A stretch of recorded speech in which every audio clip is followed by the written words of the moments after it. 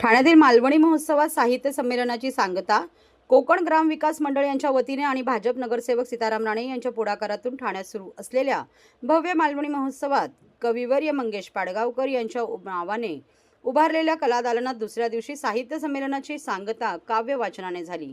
या कवी संमेलनात तब्बल 38 स्पर्धक कवींनी सहभाग घेत काव्य वाचनाची देखणी जुगलबंदी सादर केली। ठाण्याच्या शिवाईनगर उन्नती गार्डन मैदानातील स्वर्गीय अजितदादा पवार महोत्सव नगरीत सुरू असलेल्या मालवणी महोत्सवाचे यंदा 27वे वर्ष आहे।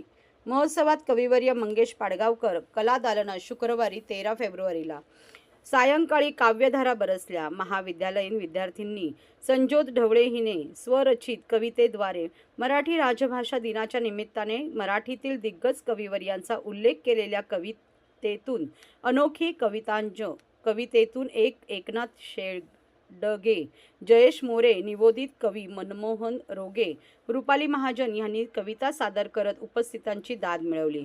साहित्यिका प्रज्ञा पंडित यांनी कार्यक्रमाचे नेटके सूत्रसंचालन केले। यावेळी व्यासपीठावर लेखक अनिल कालेकर, रश्मी जोशी आणि कवयित्री ज्योती शहाणे हे काव्य वाचन स्पर्धेसाठी परीक्षक म्हणून उपस्थित होते। कार्यक्रमात मातोश्री कै यमुनाबाई बाजीराणे पुरस्कारांचे मान्यवरांच्या हस्ते वितरण करण्यात आले। यावेळी बोलताना नगरसेवक सीताराम राणे म्हणाले, माझी आई यमुनाबाई राणे ही जरी शिक्षित नव्हती तरी तिच्या संस्कारामुळे आम्ही घडलो। या संस्कारक्षम पिढीची जडणघडण व्हावी या हेतूने गेली 17 वर्ष या महोत्सवात आईच्या नावाने पारितोषिके देत आहोत।